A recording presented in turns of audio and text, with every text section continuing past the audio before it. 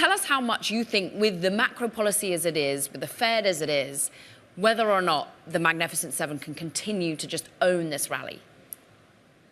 Yeah, well, look, thanks for having me on. It's an interesting question right now because coming to this year, there was a perspective that actually there was going to be a shift away from the Mag 7 into other parts of the market. But actually what we've seen is because there has been so much macro volatility, so much debate still going on about what the Fed is going to do, that you're still seeing that uncertainty mean that investors are looking for where they have safety, where they know what they can expect. And so that means that actually people's interest in Mag 7 has been maintained. And of course, there's always going to be questions about the frothiness of valuations. But actually, the clients that we're speaking to, they're telling us that they really do have belief in the expectations, the earnings expectations. So they're not too concerned about the froth, but they would like to find other parts of the market to also increase exposure to.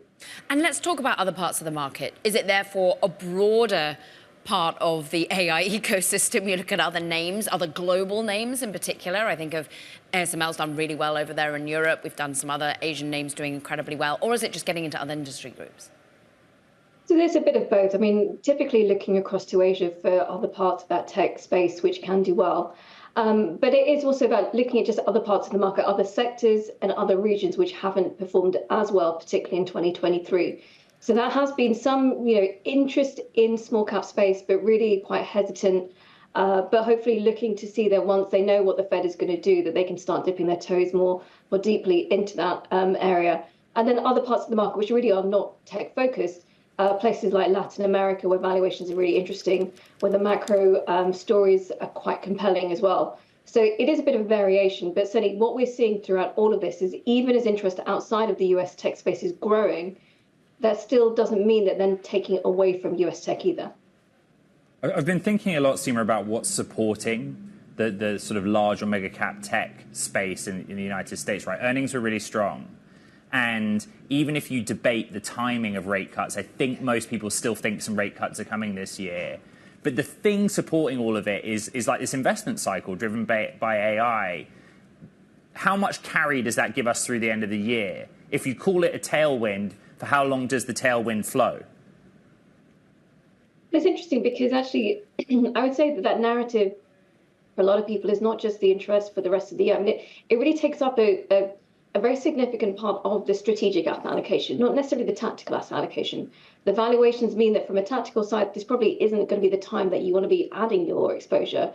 But most people are looking at this mega cap space and saying, okay, this is something which is going to deliver for the next 3, 5, 10 years and beyond because of the AI. So actually, I think that tailwind probably maintains and carries the space through to the end of the year. And obviously, look, the macro space is going to be important.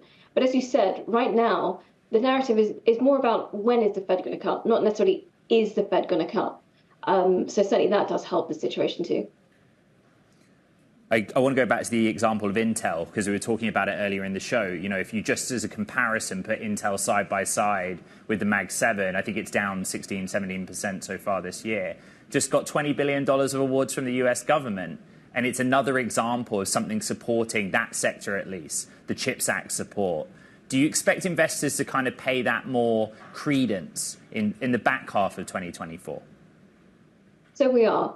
And I think that is actually a really important story is we're trying to see, we know how the Mag 7 is done, but it's now about thinking about what are the second round effects, which are the other parts of the universe which are really going to benefit.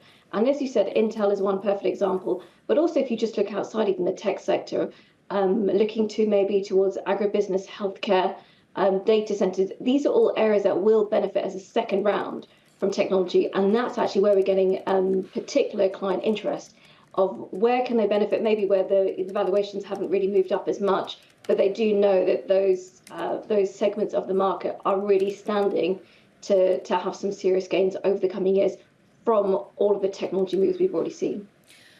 Seema, you are a global strategist.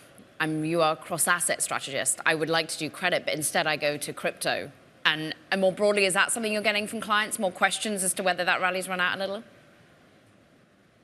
Of course. I mean, when you see the moves that we've had in the crypto, inevitably that you're going to get a lot of questions. And the questions are, of course, is can it continue? But also what we're seeing is that investors are looking and saying, well, look, this has been legitimized now. and there is a real run rate, they accept that there's a ton of volatility associated with this. They have to have a fairly strong stomach.